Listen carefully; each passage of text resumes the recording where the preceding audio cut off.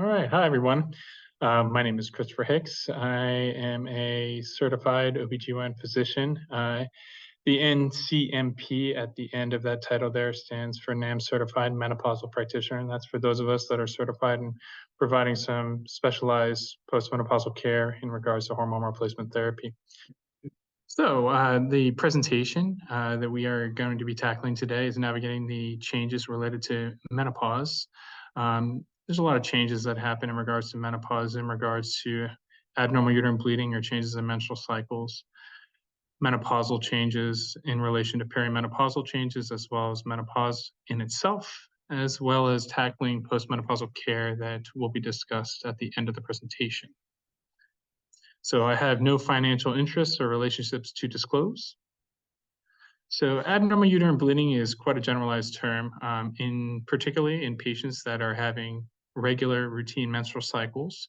Abnormal uterine bleeding can result in changes in frequency, the length of the menstrual cycle, the frequency and how often you have a menstrual cycle is in relation to either one menstrual cycle per month versus two menstrual cycles per month versus skipping several months of a menstrual cycle.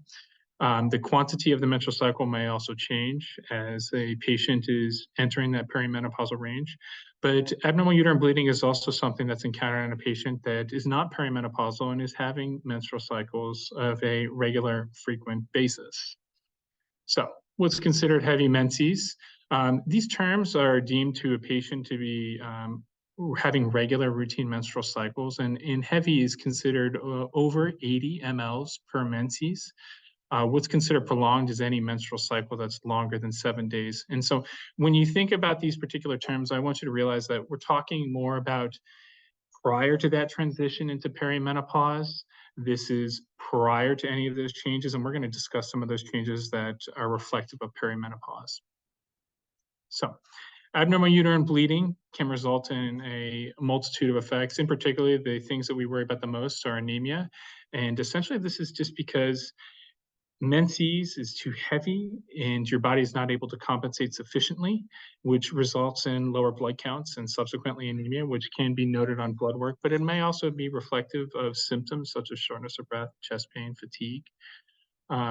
Abnormal uterine bleeding all too frequently does cause alterations in quality of life. There's frequent patients that I see that say, I can't even leave my house during my menstrual cycle because I'm either in too much pain or the bleeding is just so heavy that I find myself changing my sanitary product anywhere from every 15 minutes to a half hour. And these are on the spectrum of abnormalities that should really be treated aggressively. So when we're talking about abnormal uterine bleeding, there's a multitude of changes that can be responsible for it outside of perimenopause. There can be changes such as structural changes, and you'll notice here on the left side, we've listed all the structural changes that are very common. We're talking about polyps, adenomyosis. That's an entity when there's actually glands that are within the muscle of the wall. Those patients will experience pain as well as heavy bleeding. Fibroids, these are very common. These are smooth muscle tumors. Most commonly, they are benign. And then malignancy is another one.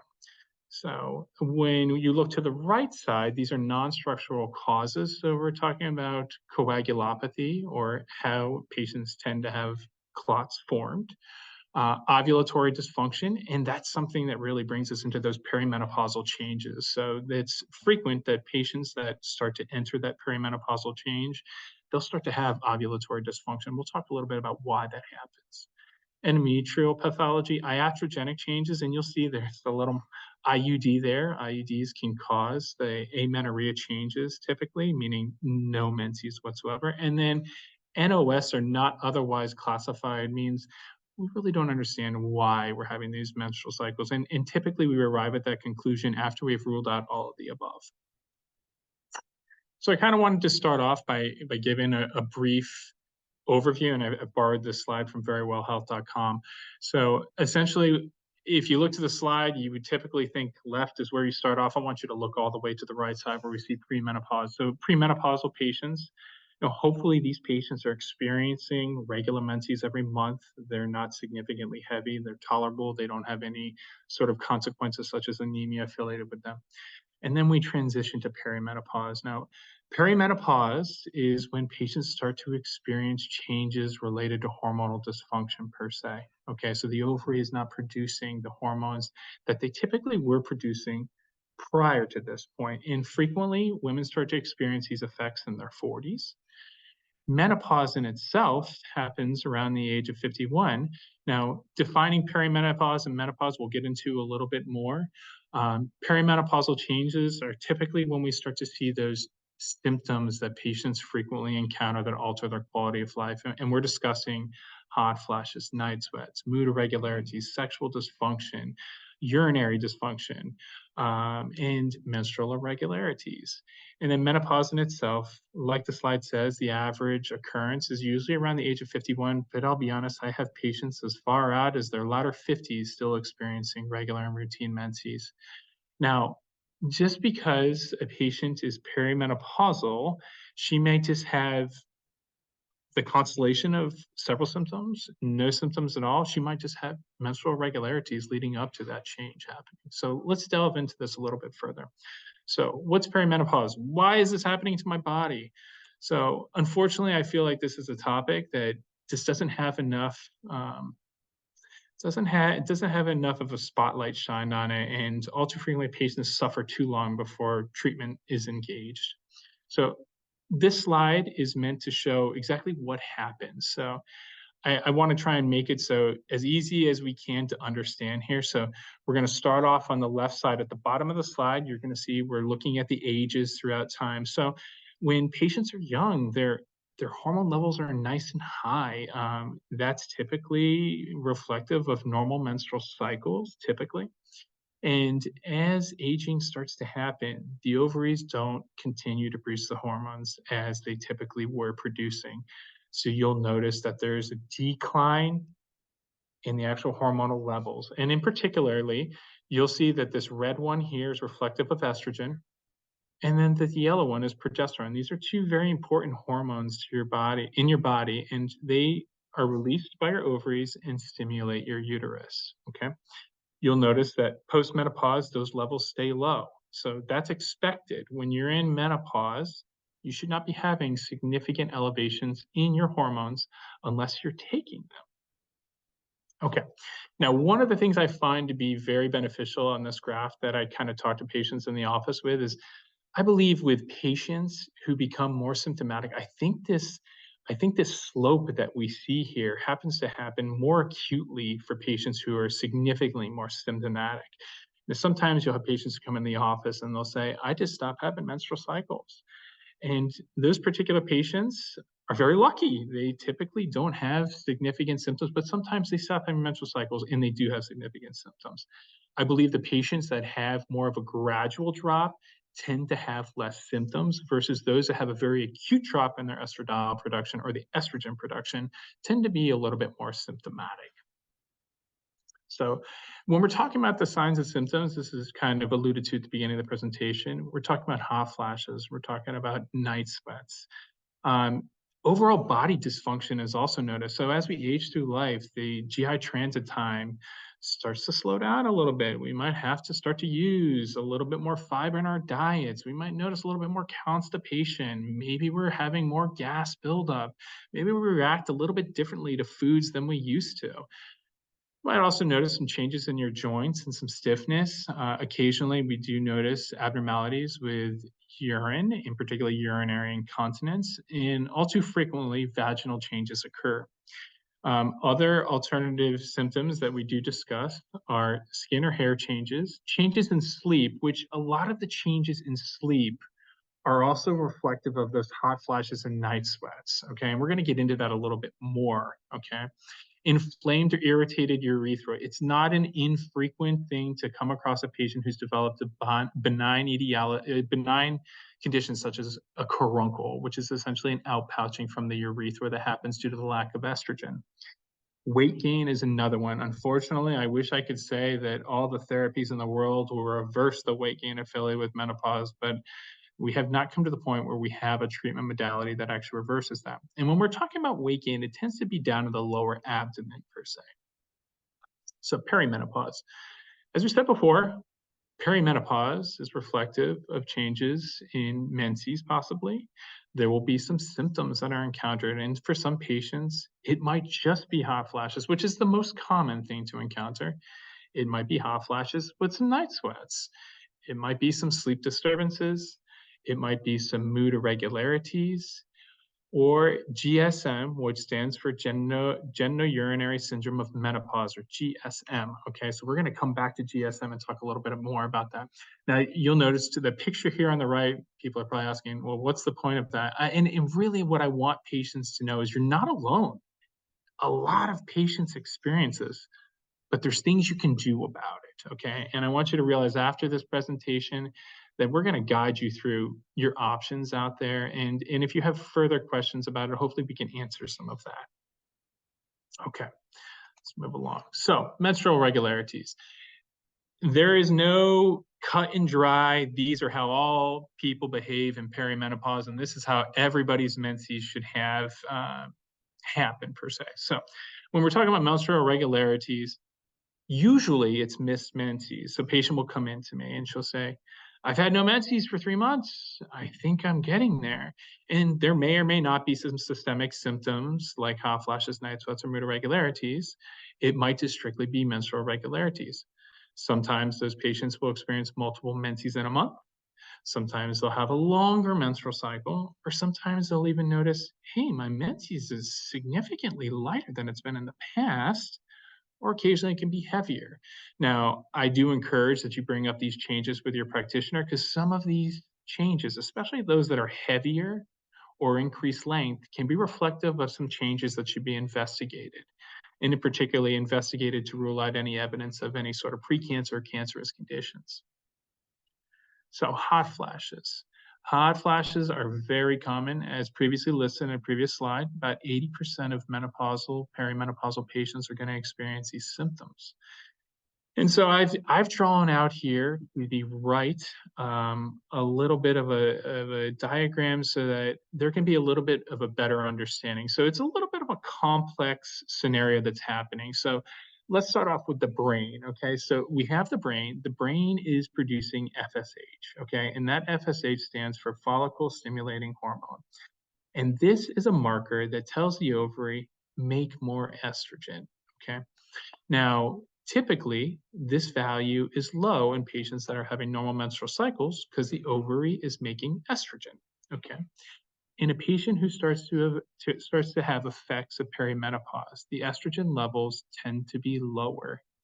The brain senses that there is not as much estrogen around, and it starts rapidly making more of this FSH and saying, where's the estrogen? Where's the estrogen? Where's the estrogen? So it keeps hyperstimulating this ovary with this FSH, and it tends to throw off your menses a little bit. So why do hot flashes happen? So I want you to think about hot flashes being your brain's response, or the hypothalamus, which is an area of the brain. And this area controls your thermoregulatory, or sensory, your control of how you perceive temperatures per se. And without that estrogen, things kind of go a little haywire, okay? And it starts off with a hot flash, okay? And a hot flash may start in the face, it might start in the chest, and typically it radiates to the rest of your body. And that might just last a couple minutes. It might last a little bit longer than that. Everybody is variable, okay? Now, one patient might tell me, well, I only get one hot flash per week. And my next patient will tell me, I get one of these every hour. So everyone is quite different, okay? And how you respond to therapy is also very different. Now, when a patient does experience these hot flashes, typically they'll result in perspirations, and that is when you're talking about night sweats. And we've labeled them as night sweats because that's when they most commonly occur, okay? It might also result in chills, shivering. Patients might talk about, oh, I feel my heart racing, or I'm feeling much more anxious than I typically do, okay?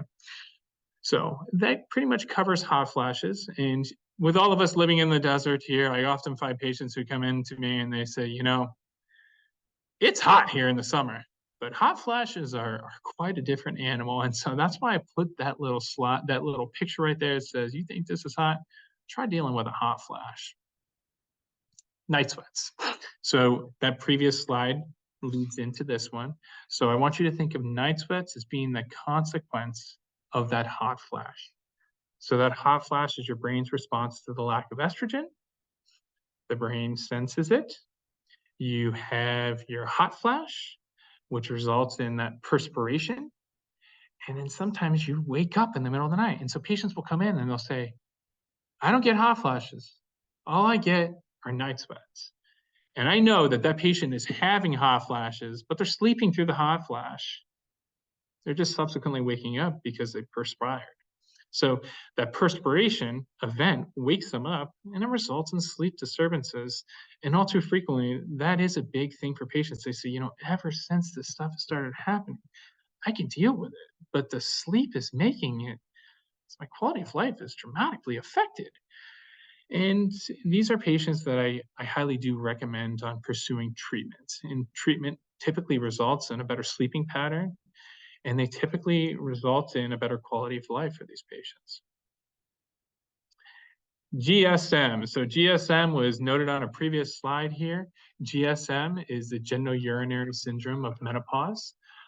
It is a multitude of symptoms that you'll notice listed. I'm going to take a pause for just a second. We have our answering service calling me. Just one moment.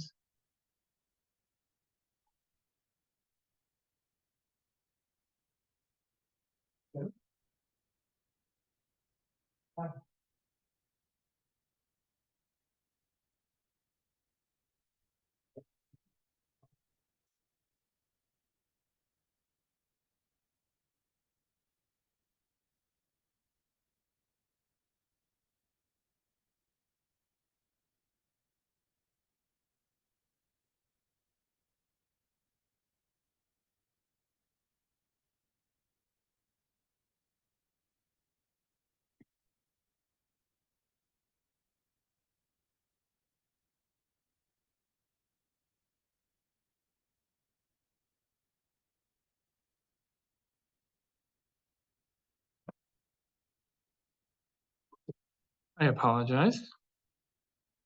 So genitourinary syndrome of menopause is a slew of symptoms. It might be vaginal dryness. Patients might discuss having pain with intercourse, and this is secondary to decrease in vaginal lubrication. Patients might also say that I'm now having pain with vaginal exams. They might be experiencing burning, itching of the vulva or the vagina. Possibly there's some vaginal discharge of concern.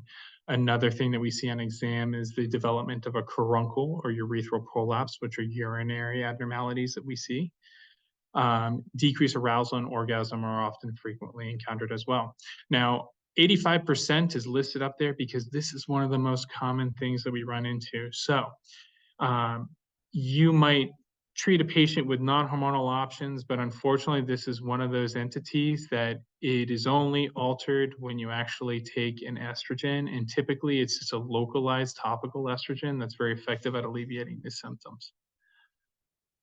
When we're talking about GSM, the reason that it happens is due to the lack of estrogen and its effects on the tissue. So if you want to think of the tissue prior to menopause, the cells are boxy and they're vacuolated and they're full of moisture. And as you go through menopause, that lack of estrogen results in flattening of those cells. And we see this on exam, and we see loss of rugae, which are essentially normal little folds within the vagina. We see loss of superficial epithelium with vaginal shortening and narrowing, decreased vaginal secretions, and those patients typically tend to result in pain with intercourse or pain with vaginal exams. And there might be an increase in the vaginal pH secondary to this lack of estrogen within the vagina. So what's menopause? Technical definition is no menses for 12 months. So it's a rocky time for a lot of women as they go through menopause because they might go 3 months without a menstrual cycle. They might go 11 months without a menstrual cycle, and they have a menstrual cycle. Unfortunately, when that menstrual cycle occurs, that clock you see over there on your right has restarted itself. So there needs to be 12 consecutive months of no menses for the technical definition of menopause. Now, it does get a little tricky when a patient's had a hysterectomy. We do rely on some biochemical testing to help confirm menopause or help be suggestive of menopause. But the technical definition is no menses for 12 months. Now, when we're talking about bleeding episodes, let's just hypothetically say the patient has gotten menopause and they've gone 12 months without a menses. If there are any further bleeding episodes, this should alert you to say, I need to be seen by a doctor. I need to have this evaluated. Once a patient is in menopause, no bleeding should ever be neglected, whether it's just a spot on a tissue paper with wiping, or whether it's a full-fledged menstrual cycle, or whether you're passing small clots. You need to see your practitioner for further evaluation. So I'd love to say menopause is reversible. Unfortunately, at this point, we are not that far in medicine to say that we have a magic pill that you can take, which will change everything. We do have a lot of treatment modalities out there to help you out. So if you're in menopause and you tend to find that you have no symptoms and your quality of life is not affected, then you don't need to really entertain significant treatment. But if you have some of those symptoms we talked about previously, then it's something that you're going to want to entertain. So the main question is your quality of life affected? So in this picture over here is essentially demonstrating once you have some relief, a day without symptoms is a very happy day. So menopause and controlling symptoms, you'll see on the right, there's several different modalities, but that's the tip of the iceberg. If we were to sit here and talk about all treatment for menopause, we would be here for days. There's a lot of therapies that are available to us. And when we think about controlling these symptoms, we really want to think about controlling them around what symptoms are we treating, okay?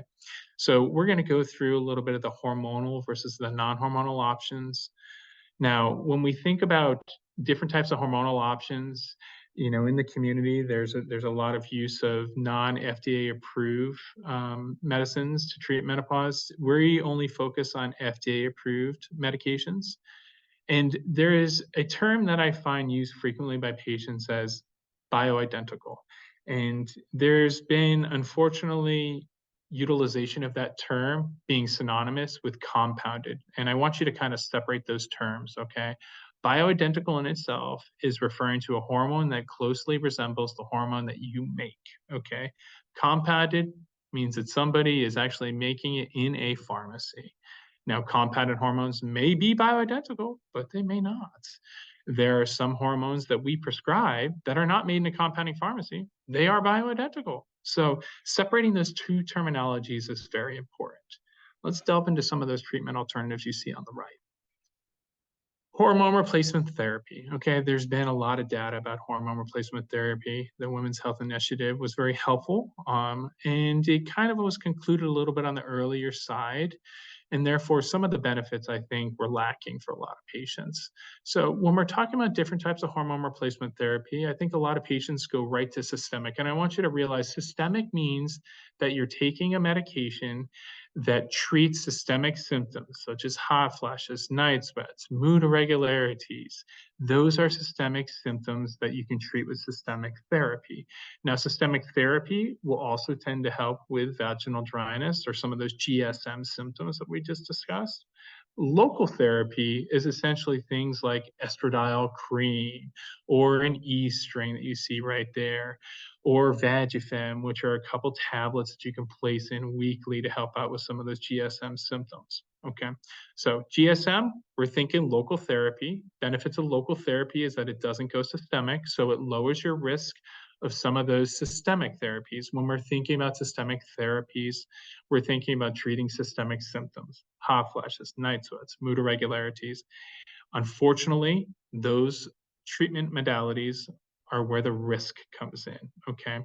And when patients think about risk, I want you to think about the most common things that we encounter as being breast cancer, uterine cancer, and VT events. Now, these may be rare modalities, but they're very important things to discuss with a patient when they're starting hormone replacement therapy.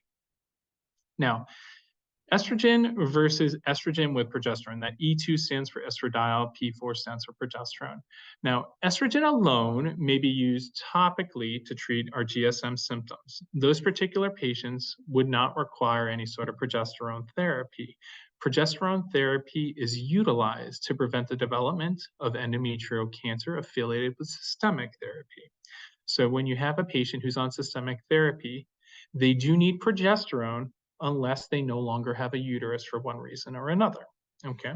If patients have had a hysterectomy, they don't need to worry about endometrial cancer, and therefore they can be on estrogen just alone. Now, when it comes to how long should I be on this medication, that's a conversation that is variable.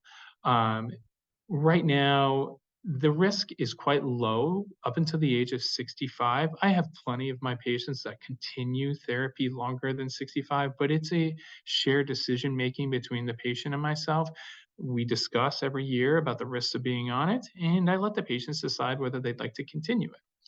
Now, when we're talking about different types of systemic therapy, they are not all created equally. So you see a patch right here, which is what that little person is holding up. A patch is a transdermal approach, and this is one of the safest modalities utilized. And the reason it's the safest is because you have a decreased risk of VTE events. And the reason being is because it skips first pass metabolism and is not metabolized by the liver. Okay, so this is one of the safer. This is usually where you'd like to start off with. And some of the brand names are the Vivel Dot or the Dottie. When we're talking about systemic therapy, one of the oldest ones on the market, you'll see at the top of the slide there, is Premarin. So this is an oral medication. All right. This used to be used more frequently, but we started to have more patients developing pulmonary embolisms or clots in their lower extremities. And it was related to the way that the liver metabolizes this medication. And when the liver metabolizes this oral medication, it releases clotting factors and therefore has a slightly higher risk of having a blood clot formation. Okay.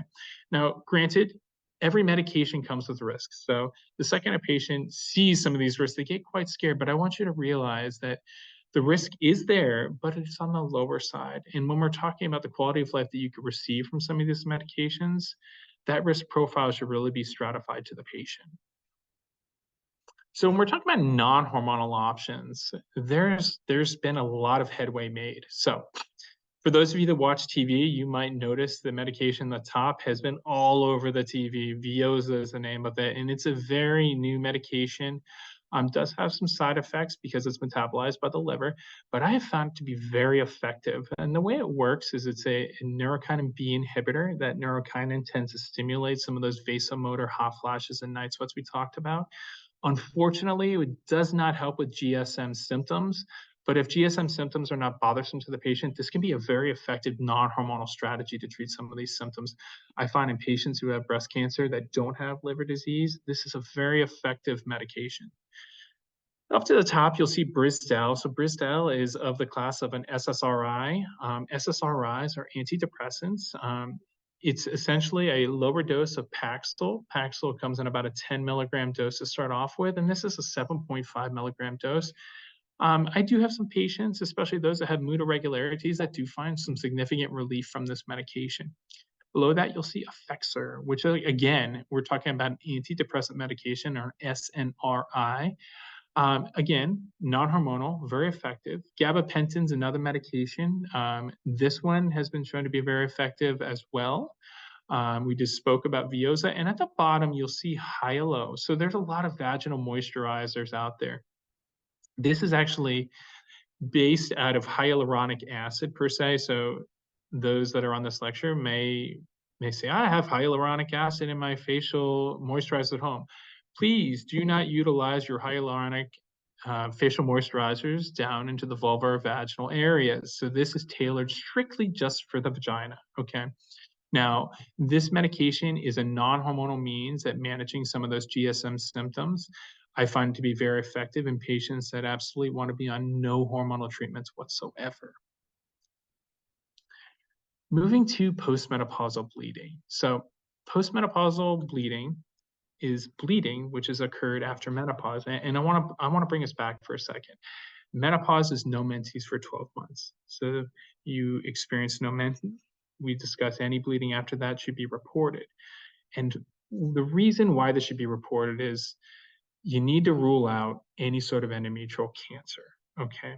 There's a lot of reasons that people develop endometrial cancer. There are risk factors for endometrial cancer. Some of them are genetic. Some of them are related to obesity. Some of them are related to possibly being on hormone replacement therapy. But all too frequently, there is no family history. And patients will come in and they'll say, well, it can't be endometrial cancer. I have no history. And it's a frequent thing that there is no family history. So please, if you have any bleeding in your menopausal, you need to have this addressed. And when we're talking about addressed, we're talking about a workup that typically involves starting with an ultrasound. And you'll see on your right side, there's an ultrasound, and you'll see those two little calipers, those yellow calipers, are actually measuring the thickness of the endometrium. And that thickness is utilized to determine how concerned we are per se. So in a patient who has postmenopausal bleeding, I want that thickness to be 4 millimeters or less. If I notice that she has a thickened lining, or maybe let's just say it's 12, 13 millimeters, I'm going to suggest that patient undergoes an endometrial biopsy. Now, this might be something that the patient might decide to do in the office. She might decide to have a little anesthesia to perform. But the purpose of it is to have a tissue diagnosis to help confirm that there is no precancer, there is no cancer to be concerned about. So let's get into menopausal care, okay? It's it's a very important thing to me because I feel like a lot of patients will come in and they'll say, I was told after I had my babies I never need to see you again. And unfortunately, I wish that was true. I wish it was true because then you wouldn't have to go to another doctor's appointment. But unfortunately, somebody's got to be able to take care of performing the pelvic examination, the breast examination, and as well as staying on top of things like your breast cancer screening, your bone density screening, and pap testing if it is indicated. So it's really important that patients are continued to be seen, even if they are menopausal. Okay. All too frequently, patients will come in and they haven't been seen for quite some time. And once they start describing some symptoms they have, we start realizing there's some problems we need to investigate.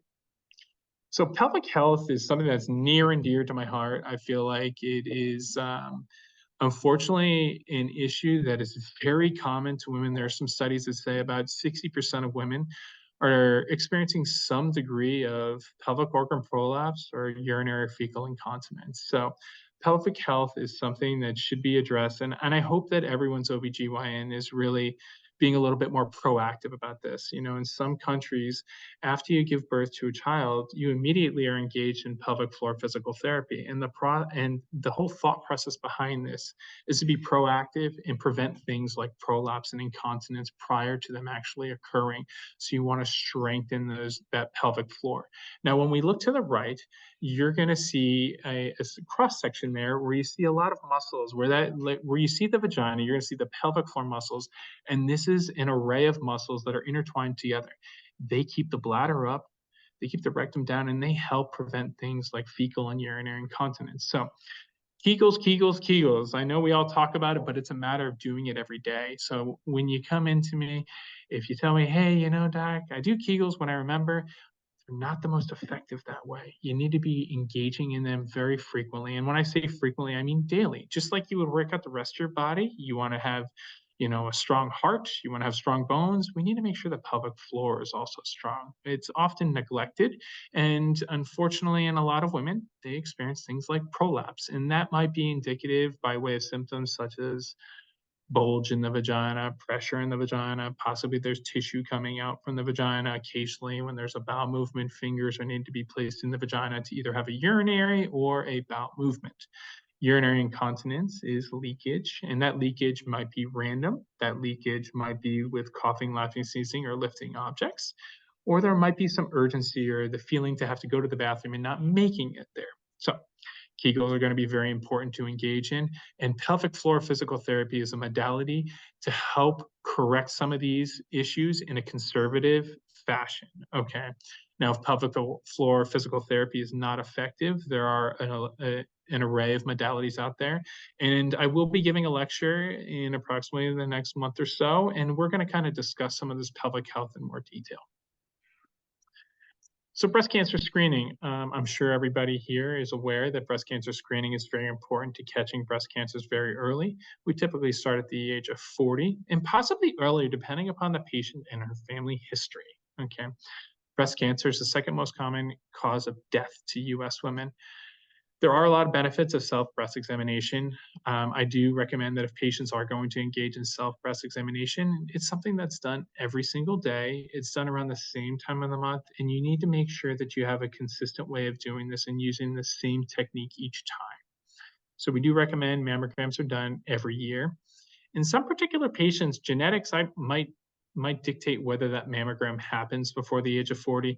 Genetics are also very important in identifying patients who are at a high risk of developing breast cancers, and in some cases, other cancers such as colorectal cancer, possibly uterine cancer, or ovarian cancers. So discontinuation of screening, I do highly recommend this, say, shared decision making between you and your practitioner. So some patients, they continue to screen until they leave this very earth. In some patients, they might stop when there's about 10 years of life expectancy noted by their primary care physician. So again, shared decision making as to when you stop screening. Most of my patients tend to continue screening. Cervical cancer screening. So what is cervical cancer screening? This is known as the Pap smear. The purpose of the Pap smear is to detect abnormalities in the cervical cells, as well as detecting the presence of HPV. HPV is known as the human papillomavirus, and it's responsible for 99% of cervical cancers. Cervical cancer screening will result in detection on the earlier side and hopefully reduce morbidity and mortality affiliated with cervical cancer. So screening starts typically at the age of 21. Now, a lot of patients on the particular conference right now will say 21, we started much earlier than that. And the guidelines have changed, and they continue to change as we start to learn a lot more about cervical cancer. So as of right now, there are a particular select populations that might start before 21, especially those that are immunosuppressed. But typically it's about the age of 21. It might continue to the age of 65, and continued screening after that is a shared decision as well. So that's a conversation that you should have with your physician as to whether you'll benefit with continued screening and what those intervals look like. Bone density screening. So what is bone density screening? So the purpose of bone density screening is to detect osteoporosis. All too frequently, we detect the precursor to osteoporosis called osteopenia. So you really want to catch that fracture before it happens. Now, once that fracture happens, it can result in significant morbidity for a lot of patients. So how do you prevent these changes from happening? Well, you want to ensure you're engaging in weight-bearing exercise. And we're talking about weight-bearing exercise. We're talking about running, walking, pickleball, weightlifting. Things that are not weight-bearing are such things as swimming or possibly bicycling. They don't cause that impact to your bones, which is very important to strengthening your bones. Supplements, I do urge that you talk to your physician, because sometimes supplements can actually be very dangerous to you. But typically, we do discuss vitamin D and calcium as to whether this is something you would like to help strengthen your bones and give it the building blocks to help strengthen your bones.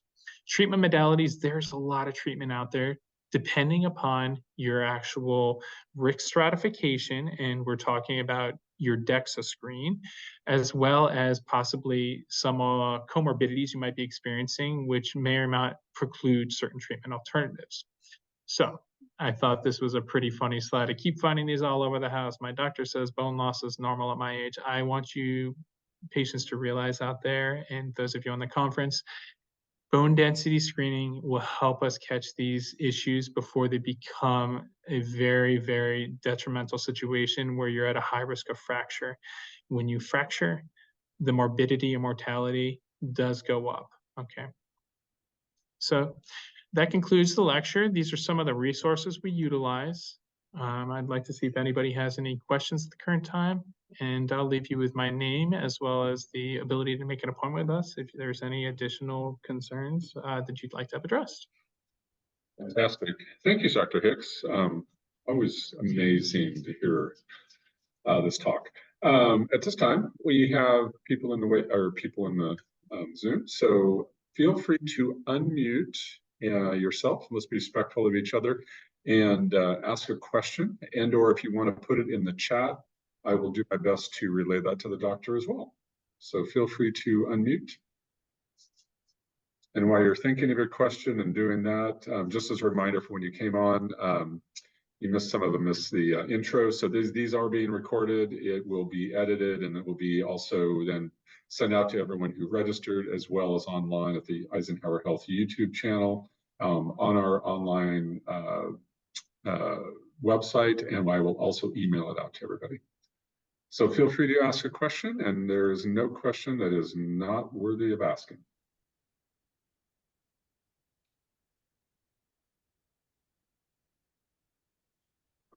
I'll give him a minute to think.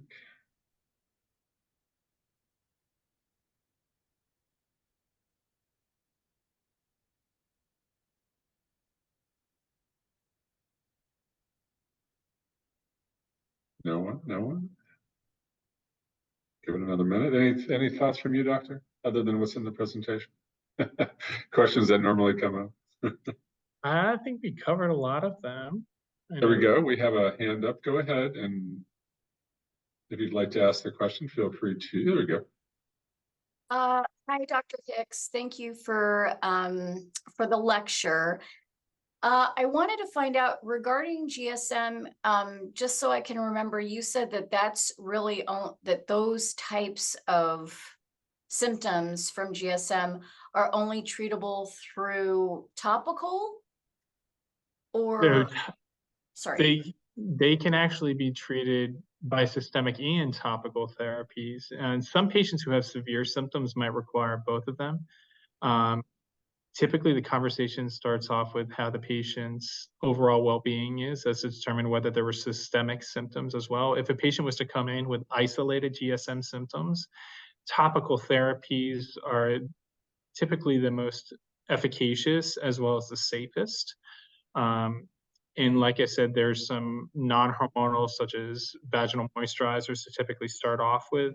But utilizing any topical estradiol vaginally has a very low risk. And I know that a lot of hematology oncologists will agree that the systemic absorption is pretty negligible, and it is safe to be on. So you can be on a topical therapy if you don't have systemic symptoms. If you're noting systemic symptoms, being on systemic therapy will not only treat those systemic symptoms, but it should also be treating GSM symptoms as well. Great. Thank you. Okay. Great question. Here's another one. Isn't there evidence to support that earlier HRT therapy can have some cardiovascular benefit for women? Absolutely. So, this comes down to removal of the ovaries prematurely has been shown to increase the risk of osteoporosis as well as cardiovascular events. That's essentially why women live longer than men. If you take the ovaries out of the scenario and you do not supplement with estradiol, you actually increase your risk of cardiovascular events. So yes, absolutely, HRT in itself can help be beneficial.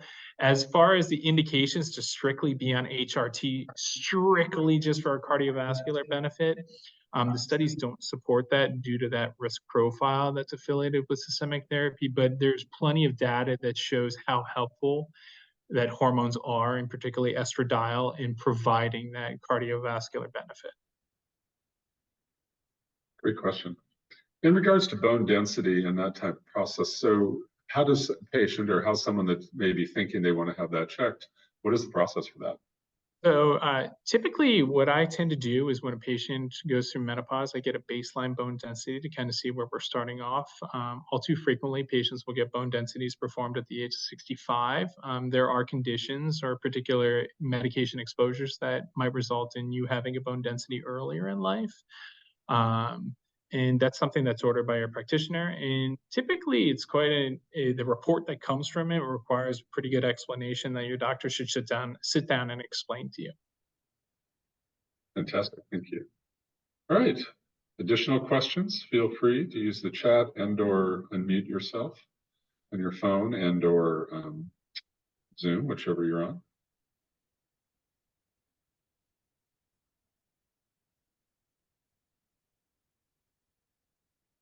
All right.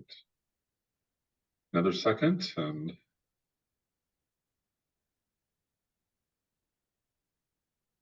all right.